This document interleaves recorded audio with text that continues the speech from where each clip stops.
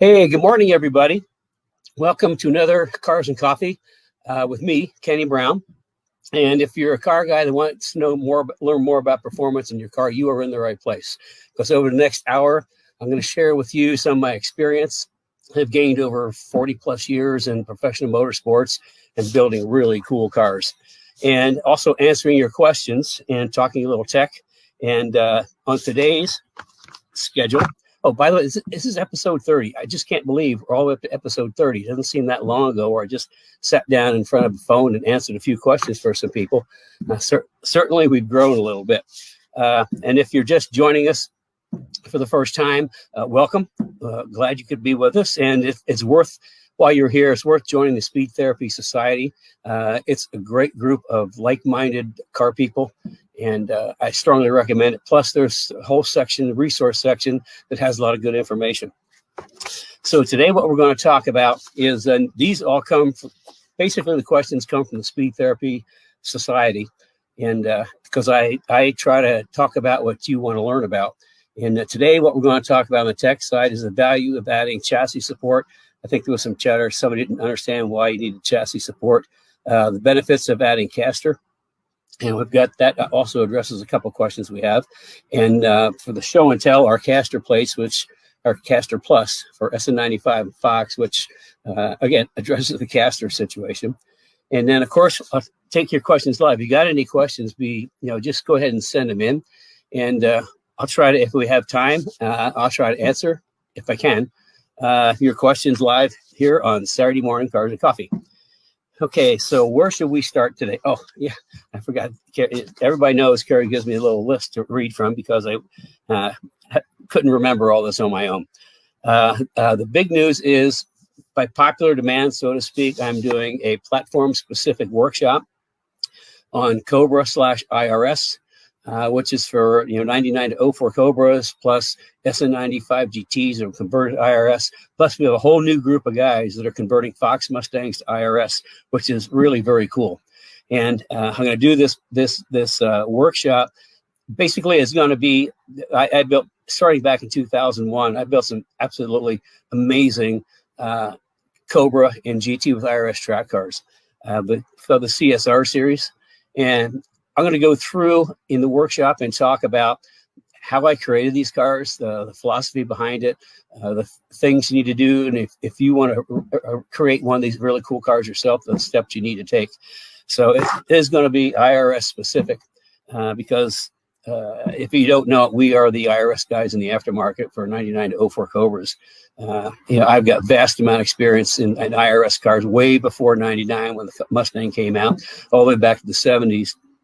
Where I was doing like open wheel SCCA cars, Formula Fords, Formula Atlantics, and also back then the Triumphs, TR6s, Spitfires all had IRS. So it's something I was really familiar with when the IRS first came out in 99. And we just, we've stuck with it. We still support 99 to 04 Cobras with chassis and suspension pieces. So that's going to be Wednesday evening at 7 p.m. Eastern time, this Wednesday the 14th. And to get into the workshop, you need to register. The reason you need to register because I decided to do this in a little different format than Cars and Coffee. I'm going to use the same format that I use for the Speed Therapy Academy. And excuse me, this is like hay fever season. And you should heard me about an hour and a half ago. I couldn't hardly breathe. Anyway, we're going to do this kind of like I do the Speed Therapy Academy. It's going to be in Zoom. Which is a different platform than what we're using right now. But to get the Zoom link, you have to register, and then you'll get a Zoom link just before the workshop. So that's coming up. I'm pretty excited about it, and I know we got a whole lot of positive comments about that. Going down my list. Oh, my toolbox. If you're new and haven't been with us before, let's kind of see this. Let me get out of the way. This kind of like crusty old toolbox.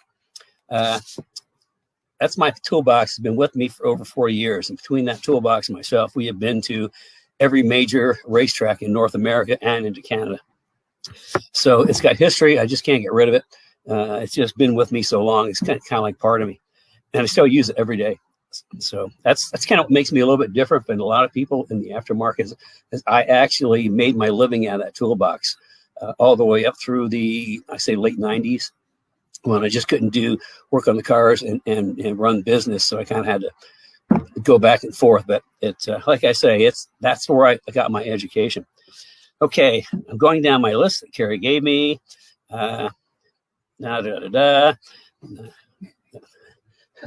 She's laughing at me. And we start going down.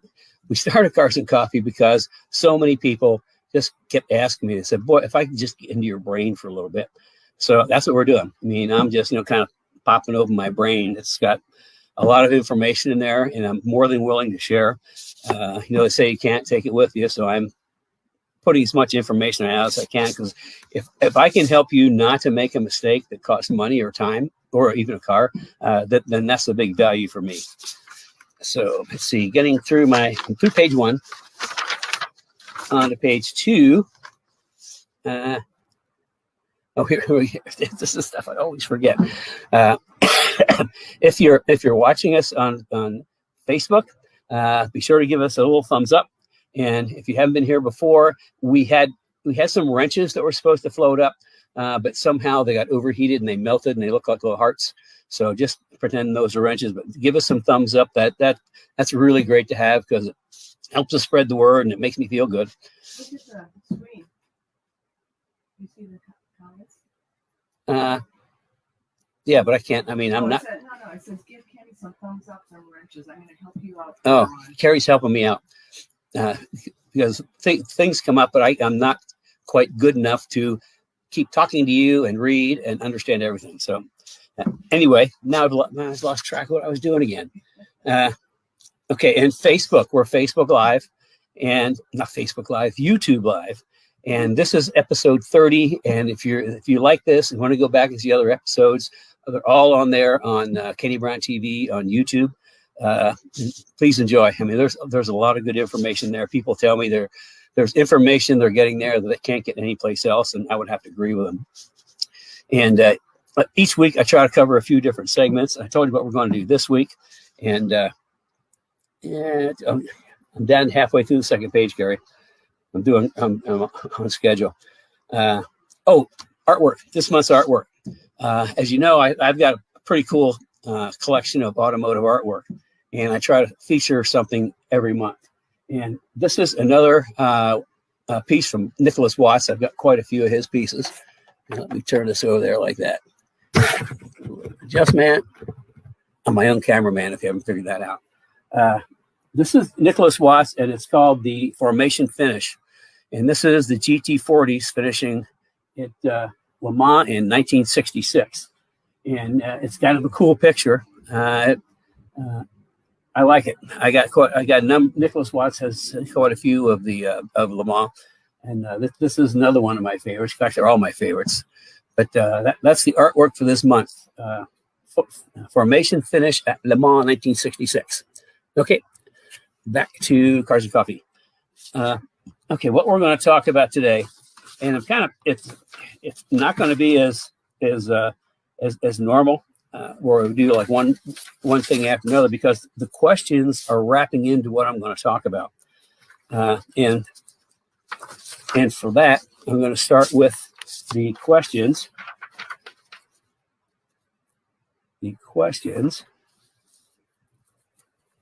Okay. Okay. We had some kind of people say didn't understand why they needed chassis support. And, why do you need chassis support heavily with the Fox and SN95s? It's primarily because they are unibody platforms, which means there's no frame. There's a whole bunch of stamped steel pieces that are welded together. And they're good for production cars, but when you really start leaning on them, like the Foxes are almost like a tin can. You can almost twist them. And we started doing chassis support obviously in '86 with the Celine endurance cars, and then '87. But after that, when Mustang started showing up, a we started with, because I knew that the Fox was just really flimsy. And we even had people back then that would bring their cars in, and the floor was split right behind the driver's seat, like a great big split right through the floor, like somebody took a giant knife and smashed it. That's how much flex there is in the cars. So we wanted to address that. And, one of the first things that we did was something we carried over from the race cars. Because we were doing endurance racing, you got to jack the car up a whole bunch and change tires and brakes and all things like that, but every 40 minutes or so. So what we did is we put jacking rails along the pinch weld on the 86 cars. And the SCCA thought that was like, that's a chassis device. It really wasn't, but I had to like hacksaw some little notches in it so it wouldn't be a continual piece. And go figure. In 87, they didn't bother us at all.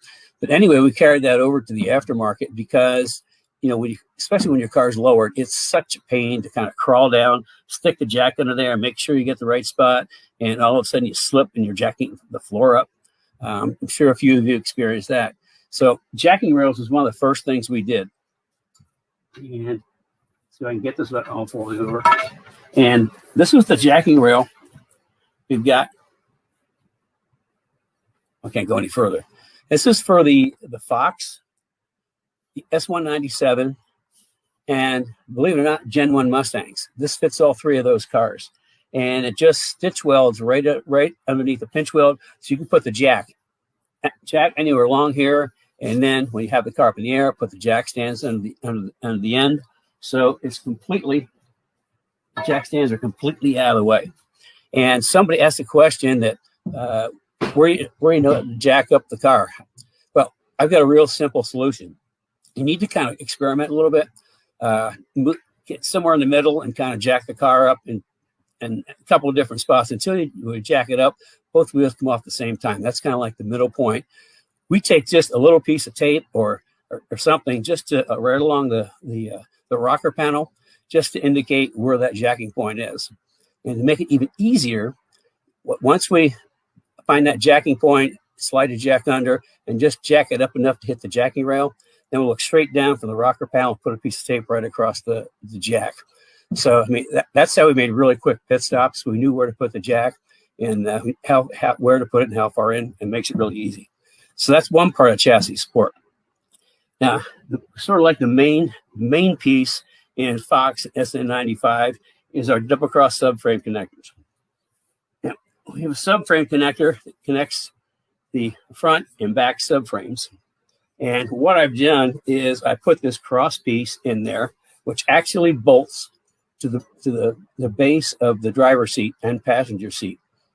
And by bolting in the middle, it does a couple things. One, it reduces the free span versus captured length, which makes them stiffer. And plus, it just takes any ability for the car to twist out.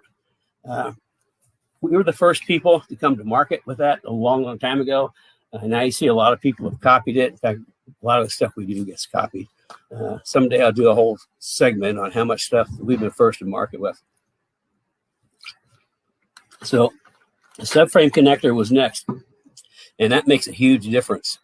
And then the third piece, which is unique to us, nobody else does this, is our matrix brace. Sort of buried it back here. Oh, I got some other jacking rails to show you.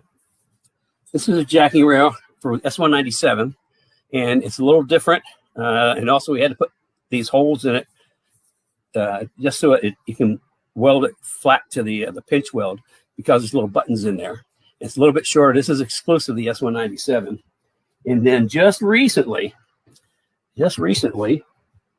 we have come out with a really unique jacking rail for 550 cars. One of the problems that I had with the 550 cars is there's no real place to kind of really weld well across for the pinch weld for a jacking rail, but there are two flat points in the bottom of the pan that actually have bolts already there, which makes it a natural for bolting on. The only problem is they are at a 5-degree angle to the ground, which means if you use like a traditional jacking rail like we have, it's going to be tilted 5 degrees, and it's not going to be flush across the bottom. And a lot of people, I've seen other jacking rails out there that people either twist them or just put them on that way. And I just, I didn't like that idea. So we actually went to work And we have a fabricated jacking rail, not a tube, but a fabricated jacking rail. And crunch. That's kind of what it looks like. But what's really unique about it, let's see if I can swing it over here without hit myself. Can you see that? It's not a triangle. It's got that 5-degree kick into it, so that it's really hard. So that when it's flush to the ground, we have 5-degree offset, so it bolts up onto the onto the car, which it took a little bit for us to work that out, but I'm pretty excited about it. I think it's pretty cool. It's like everything else, we're known for innovation, so this is kind of a big innovation in jacking rails for F550 cars. And here's just a short little segment that you can see. It doesn't even show very well. There we go. You can see the angle of it. So that's something we're kind of happy with. And where our left off is, so we got our subframe connectors. This is Fox SN95 because their chassis are really, really flimsy. That's the only way to put it. I mean, you can take the Fox and jack one front wheel up, and that's the only thing that's going to come off the ground because the car will twist so much. So we came up with the subframe connector and the jacking rail, and what we did is I tied them together with a matrix brace. And we had a question on why I use triangles in our matrix brace when other people don't. Well, it's really basic engineering. In engineering, the triangle is the absolute stiffest formation that you can make. So what we do is by doing the matrix break this way.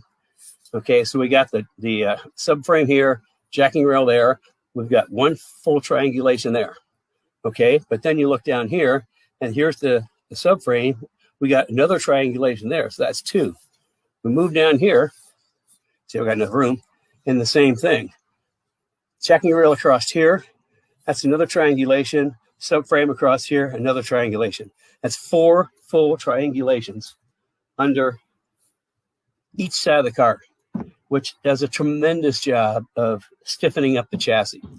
Now, some people say, well, if you stiffen the chassis, the rides get stiffened. Absolutely 100% the opposite. Putting the system in here, the matrix system, actually improves ride quality. It improves handling and improves ride quality. And we've had people that we've installed like a matrix system to that don't get half a mile away, and they call up and say, this is a different car. Because what we've done, we've taken that twist out. Now, the thing about the twist in the early platforms is it becomes a 5th suspension member that's uncontrolled. Now, you've got front suspension, rear suspension that's controlled by springs and shocks. So all of a sudden, you've got this 5th suspension member that is twisting with the car. It takes power to twist. It takes energy to twist it. And that's energy and power that should be going into the ground. So by taking the twist out, first of all, ride quality is improved dramatically because all of a sudden the chassis is not moving. It also takes a lot of squeaks and rattles out, but it's just absolutely recommend that for anybody that's got a Fox SN95. Now, somebody also asked that on the S197s, why there's only 2 pieces instead of 3. Well, the answer is pretty simple. If you crawl underneath, you're going to see this great big frame that goes from front to back. So they actually Ford put subframe connectors, so to speak, right in the car for us. So all we have to do is put the jacking rail on and then connect the matrix to the frame that goes through there, and it's the same as any other car. Boom, we're done. So that's kind of like the whole thing behind chassis support. It's really, really important. Car chassis support. Now we also had strut tower braces. We haven't brought them all back into production yet from before. We do have them for the 0304 Cobras. We've got more that are lined up to be produced over the next year. But the other thing that we do, because we convert most of our cars to coilovers in the back, just because it's so much easier to control ride height and spring rate. And we have a rear shock tower brace that we strongly recommend that goes with the coilover package, but you don't have to have coilovers to put the rear shock tower brace in. So that's kind of like the quick overview of chassis support. And She's handing this back to me. Oh, and she's holding up label. Yeah, to know that you've got a genuine Kenny Brown chassis piece and not a ripoff or a copy. Every product we do is serialized, and so if you're looking for stuff and you're not sure if it's ours or not, if it's got a serial number, a serial tag, it's ours. Chassis support, suspension pieces, everything we do is serialized. And the reason we did that was a long time ago. We were getting copied so much that we had to come up with a way to differentiate genuine Kenny Brown products from all the copies. So we just started serializing pieces. So every single piece we sell will have a serial tag on it, and they're registered in our books, so we know when they were built. So we kind of got through chassis support. Next on the list, let's see. Well, here's some good ones. I got the S197, why the matrix is triangulated, where to place the jack. There was some discussion about seam welding in the society, and there's a lot of philosophies on seam welding. If you seam weld every seam in the car, you pick up a lot of weight. I mean, a lot of weight, because you're adding steel. I have kind of a different philosophy than some people. The way I look at it, if you're building a race car, you've got a cage. And if this cage is designed correctly, that's rigid. I mean, that's rigid as it can be. If I do seam welding on a race car, for the most part, it's going to be from the firewall forward, because you don't have as much frame and that's as much cage up above in front of the firewall. So I'll do some not continue welding, just stitch welding every couple inches, because A, you don't want to add too much weight. B, you don't want to add too much heat. So that's the way I look at it. And some cars, I may do a little bit in the back around the suspension pickup points. But I just, seam welding an entire car for like club racing is, I mean, you can do it if you want. I just think it's a lot of energy that you don't need to spend, and a lot of weight that you add to the car. So that's my philosophy. I'll do a little bit in the back. If there's something that looks obvious, like the welds aren't that good, we'll do that, but mostly focus on firewall forward for seam welding. Okay, well, I'm just clicking right through this stuff today. Now we're getting into, okay, this is from Michael. Since F550 has about 7 degrees of caster built in, is more recommended for autocross/street car. Most available plates are camber only. Well, ours aren't. We have camber and caster adjustment. And, the way I look at caster on a Mustang, you put every bit of caster you can get into it. It only does good things. And the second part, he says, I heard from some competitive Solo 2 racers that too much caster results in cross weights, car balance actually changing while negotiating corners. Okay, it's like, what kind of cars are they running? Number one. And secondly, I've never really heard that. As far as I'm concerned, I want every bit of caster in their take for a number of reasons. First of all, high-speed stability.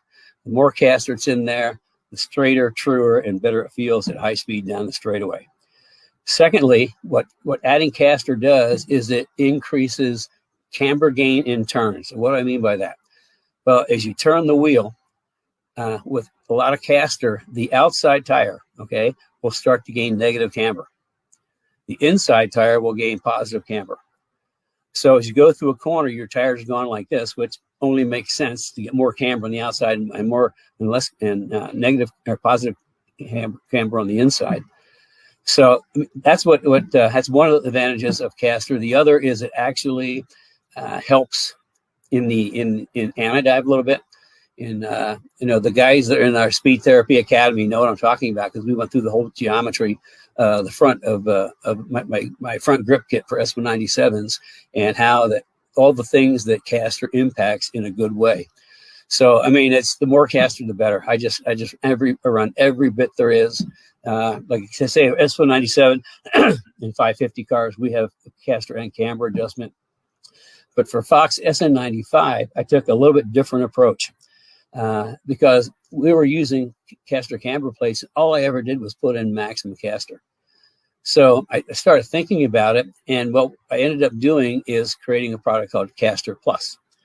Now, what it is, it's a camber plate, and the only adjustment is camber. The reason for that is we move the top of the strut back as far as it will go. And by not having it caster adjustable, but having the caster fixed, we pick up in some cars more than a half a degree of caster. So, having it fixed, that's one less thing to adjust. Plus, we're picking up more caster with Caster Plus. And so the only thing we have left to adjust is the camber. Now, I've got kind of a cool little trick for people that do track days, street driving, and drive to the track. What I recommend is, see if you can see this, is you go to your alignment shop and you get your, you get your car aligned, and you make a little mark where the bolts are on your camber plate or the strut tower, anywhere you can see that you can line up those bolts. When you go to the track, you just drop them down, you put all the camber in, it'll take. And from there, then you just kind of work backwards based off your tire temperatures to get the right camber you need for that track in that day. And then when you're all done, you just loosen it up and put it right back and line the marks up, and boom, you're right back to a street alignment and don't even have to do anything. Don't have to go to the alignment shop. So that's kind of a little trick that I tell everybody to do. It just makes life so much easier. Okay, now array. Asks if 2.5 degrees negative is too aggressive for the street. Simple answer, yes. Street driving, you should be around a degree negative, no more than 1.25 degrees. But he says that I'm wearing the outer edge of my tires in autocross, and I'm at -2 degrees right now. Okay, a couple of things. I mean, if you can go to -2.5, try that, number one. Secondly, if you're at max caster or max camber and you're chewing up the outside of the tires, here's why that's happening. The Mustang has what's called, the Fierce strut has what's called a positive roll suspension. What I mean by that is as the car rolls, the camber on the tire goes positive, which is not a good thing, which is why we start out with negative camber. So as it rolls and it goes positive, and we got all the tire on the ground. Now, if you got all the tire on there and you're wearing out the outside edge, the thing that I would look at is spring rate, because the car is rolling too much. You need to put more spring in the car so the car doesn't roll as much, so that actually it'll handle better. The more spring you put in the Mustang, the better they handle anyway. So if you've got all the negative camber there is, and you're still tearing up the outside of the tire, then you need to look at spring rate. And if you have any questions about that, get a hold of Kerry or Rich. Set up one of my 15-minute consults, and I'll talk you through that and see if I can come up with a solution. But if you've got all the camber it'll take, and you're still chewing up the outside, it's not enough spring rate. And if you run 2.5 degrees negative on the street, then you're going to chew up the inside of the tires. So there's kind of like a balance to get to. And then again, the old trick on the camber adjustment, just, you have to work with it. If you get more spring rate, you might not need as much camber, or you get a little more spring rate, and then the 2 degrees camber works just fine. So that's the thing. If it's do it, you got not enough spring rate, the cars are rolling too much. You have to control that. So that takes care of array. Oh, and Steve wanted to know if positive caster also helps turn in. Response: absolutely. In a couple of different ways. One, like I said before, you're getting negative camber gain with more caster. And again, like there's a relationship between caster and anti-dive in the front. And I won't go into that now because that's something we talk about in the geometry class in the Speed Therapy Academy. But I'll just tell you, it does have an impact on anti-dive. And anti-dive not only helps in braking, but it helps in turning. That's why in the Y97 cars with the front grip kit, that's why they turn like on a dime. They're really crisp because I've got anti-dive, I've got the roll center up, I got camber gain. And also on the S197, on the front grip kits, I actually move the ball joint forward to get even more caster. So you can tell I'm in love with caster on Mustangs. So like I say, you can't run too much caster, and if it's not even side to side, really don't worry about it. I don't think it's going to make a difference. So there we go. Caster, camber, too much caster, preset caster. Oh, there was also some questions about alignment specs and toe. If you go to in the Speed Therapy Society, in the it's called the resource, Carrie? Yeah, it's under the unit section where it's our resource guide. Under the unit section, it's a resource guide, and you're going to find a sheet I put together as basic alignment specs for all the platforms. And certainly, I mean, that's a starting point. Every car is different, so you want to work, but that's a place to start. So performance alignment specs. Performance alignment specs. Okay, I've been corrected. And there was a question about toe. All I run the front of a Mustang is toe in or toe out. Not a lot, but just a little, like a 1/16 of an inch total toe out. And what toe out does is it actually, again, helps turn in. One of the problems of a Mustang with stock suspension and stock springs and shocks is the really fastest straight line, but stopping and turning is kind of like their weak point.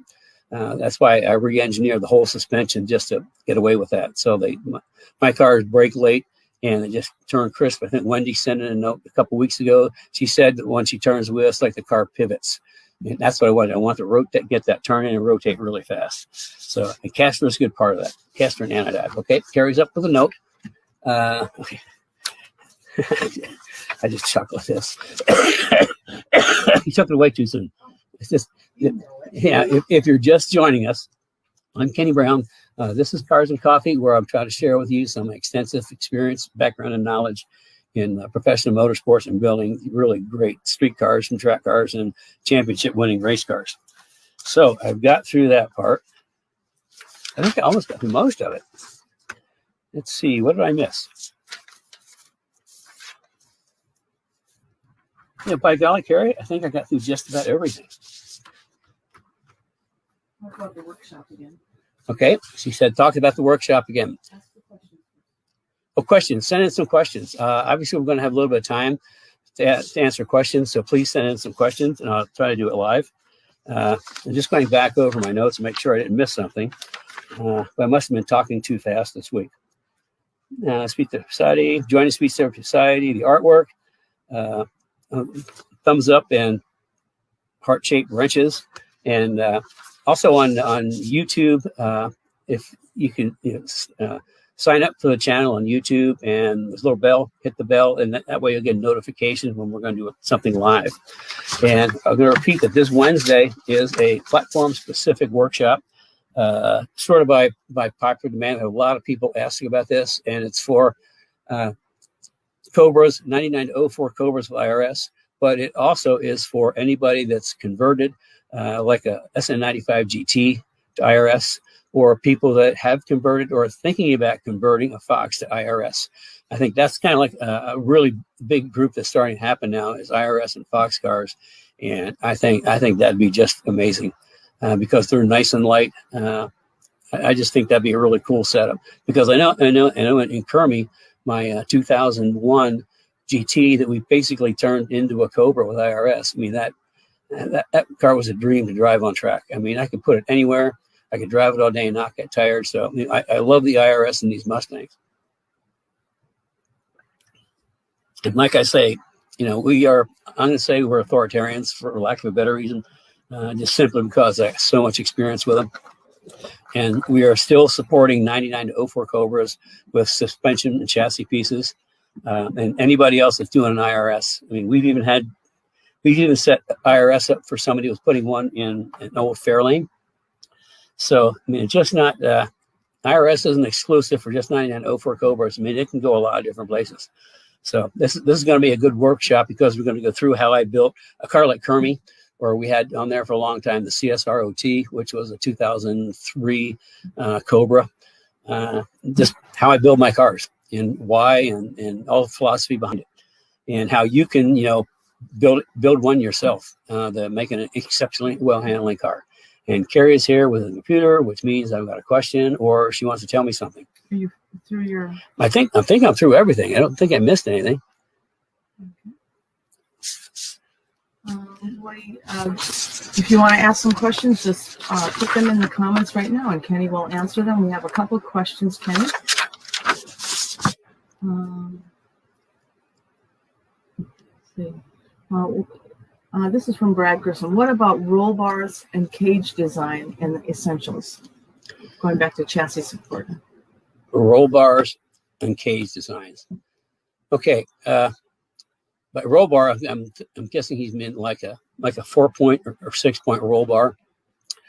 And anytime you can add structure to a car, you're going to improve chassis stiffness. Now, on the 550 cars, we get a really nice 4-point bolt-in from a different manufacturer. That's a really nice product, which is why we haven't taking the time to produce one ourselves, because we can get it, and it's a really good product. We used to have for the Fox and S197 street cages. We haven't brought them back into production yet, but they will be maybe a year off. But what I did with those is it looks like a 6-point, but it's actually an 8-point on our street cages, because we had the main hoop, which bolts to the floor.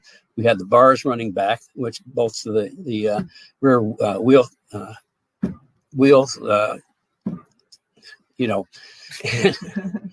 and then but we also had a low bar that ran up forward from the main hoop along the real low and bolted into the floor up by your feet, which would add additional chassis support in the middle.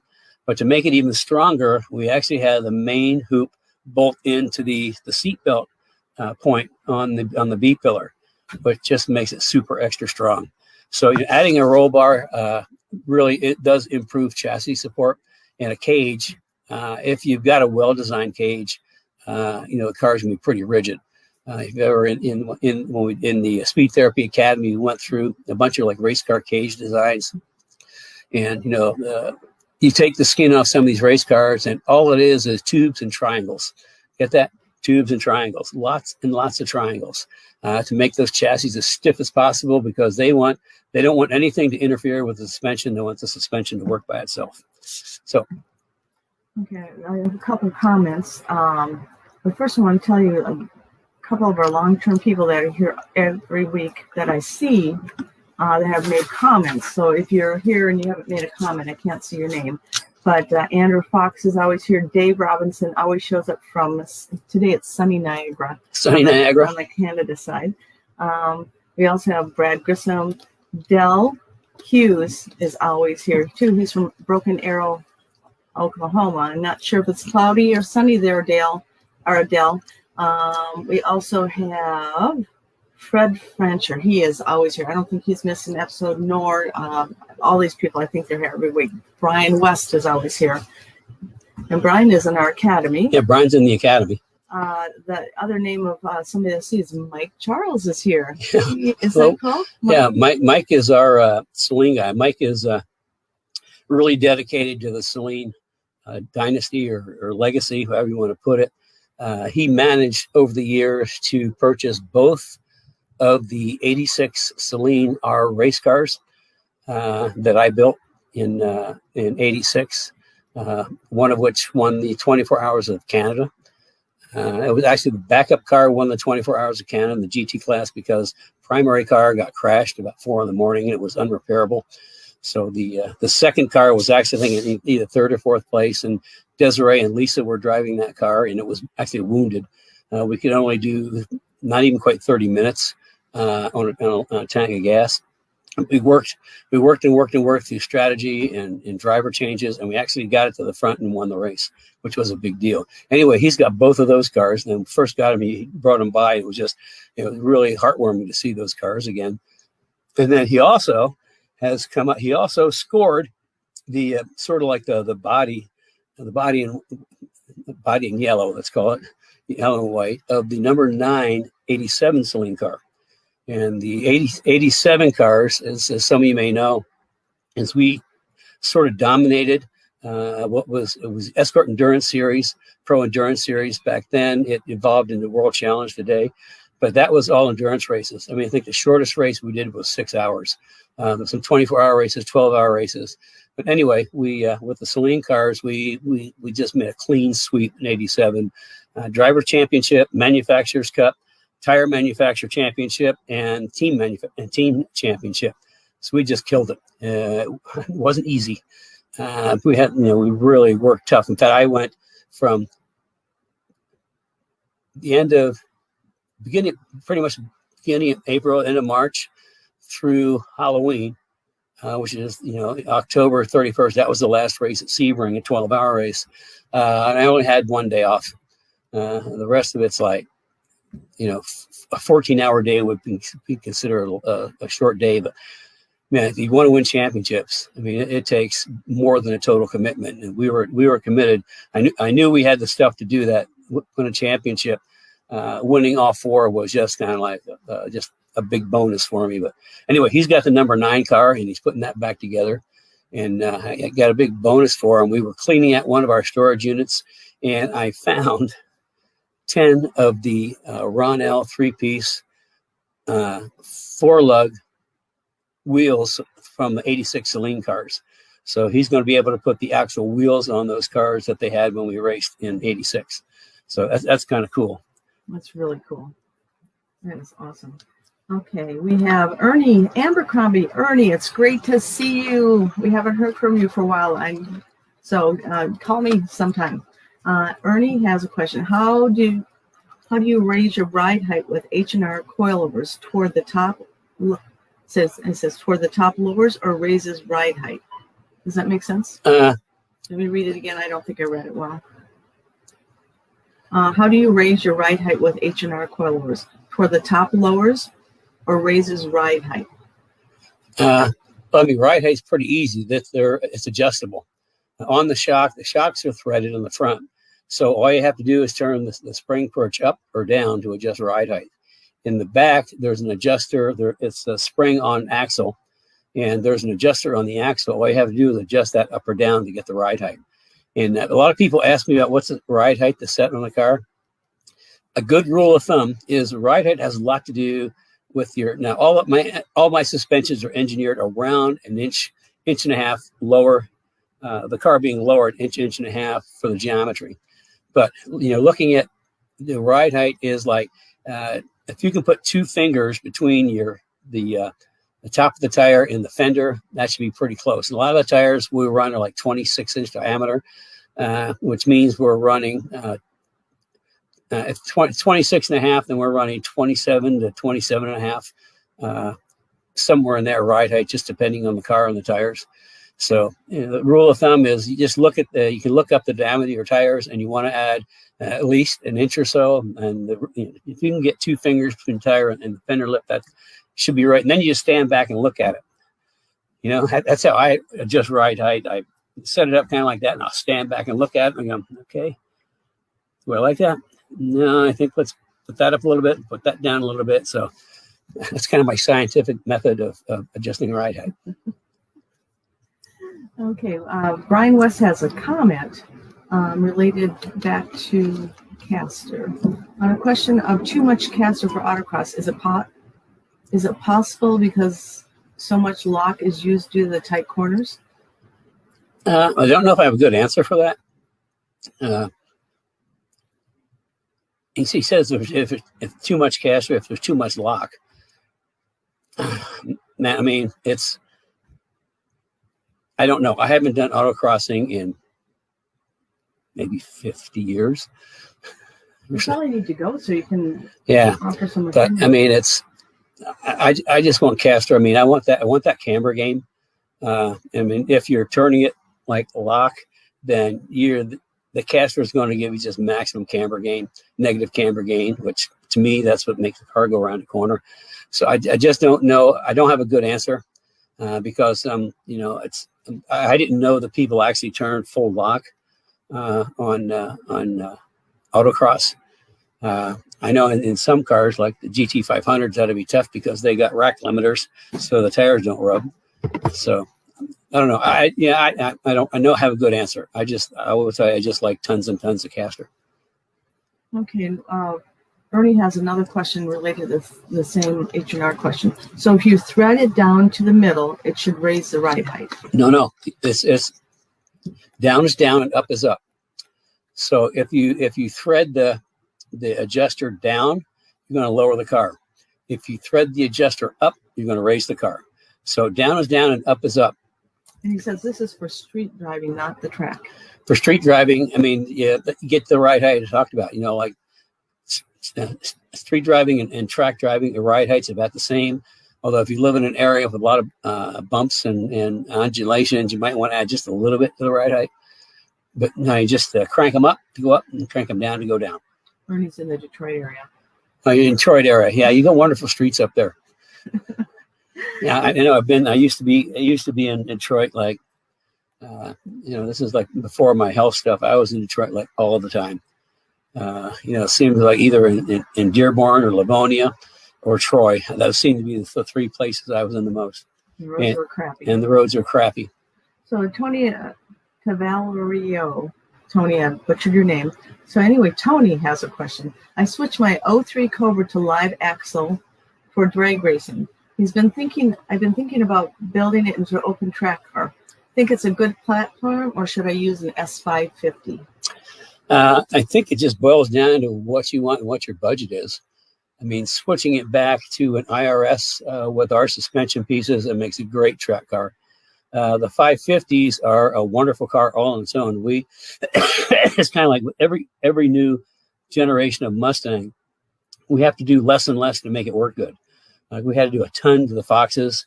We still had to do a ton to the SN95.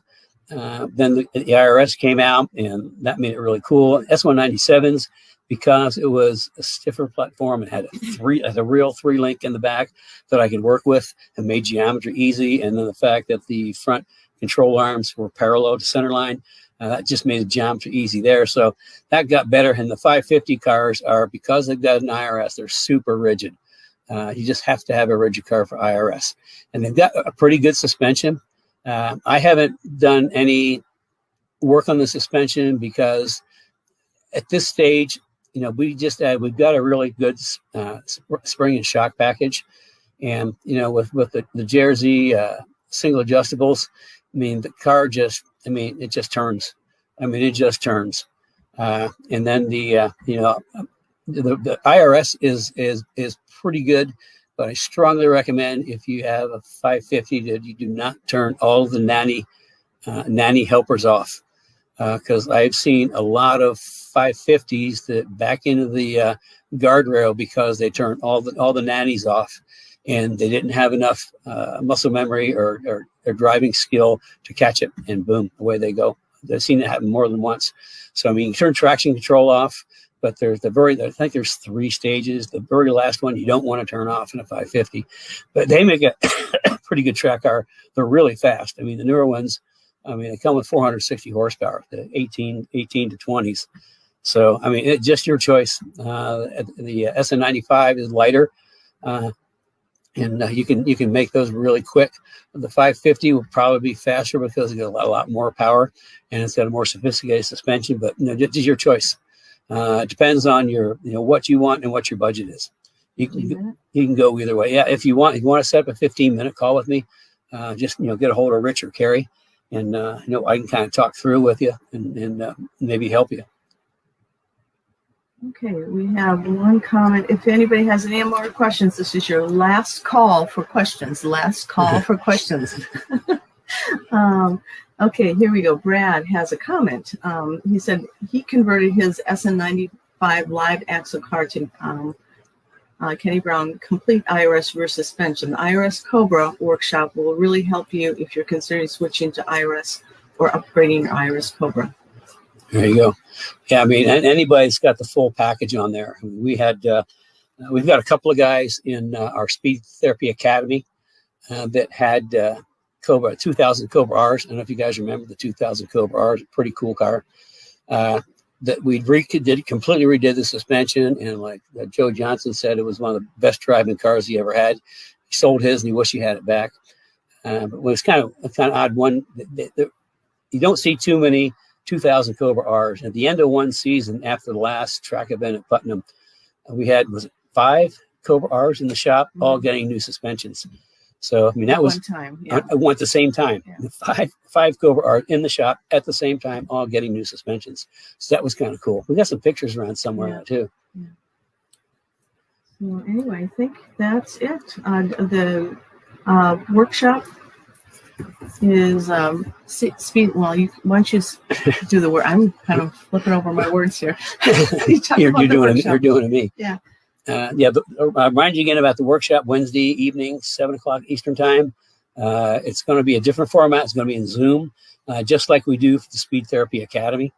And to get the link, you have to register. That's why you have to register, so you can get the email. The email link can be sent to you. So click on that and then join the meeting. If you haven't used Zoom or don't know that much about it, call in and we can help you get set up and understand it. It's pretty easy. It's pretty cool. So in the links, if you can't catch it, it's in the comments. During this session, we're also doing some Facebook ads that will be on the Speed Therapy Society page, the Kenny Brown Performance public page, and also you can find it on kennybrown.com. It's on the homepage, so you can get the link to register. It's well worth the time. It's about a 2-hour session. So. I'd say maybe an hour and a half, but we'll see. Mm. But yeah, I mean, it's even if you don't have an IRS car, I mean, it'd be good to listen because I mean, I've got a specific philosophy on building cars, and anybody that's ever driven one of my cars has been knocked out. I mean, they just drive. It's because I love driving, and I build the car for myself because I just love a good handling driving car. And it seems like what I do is everybody else appreciates. I'm doing a carry. Everybody else appreciates it too because they're just amazing cars to drive. So you can learn a little bit about my car building philosophy. So with no more comments and questions,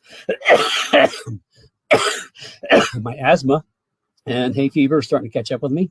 I'm really happy I made it through this far. Like I said, if you guys seen me a couple hours ago, it was like I was talking underwater and coughing. So I made a big recovery and just in the nick of time. So we'll see you Wednesday night at the workshop, or we will see you next Saturday morning. And please send in some questions you want answers to, because like I say, I craft what I talk about on Saturdays around what you're interested in learning about. So, I mean, we've covered a lot over the last 30 weeks, but there's still more to cover. So send in what you want to learn about, and I'll see what I can do to answer your questions. So with that, have a good rest of the weekend. I hope it's sunny where you are. It's not sunny here. It's overcast and dismal, but that's okay. It's not freezing. Although if it did freeze, I'd be happy because it'll kill all the pollen. So, but anyway, have a good weekend, everybody, and we'll either see you Wednesday night or next Saturday.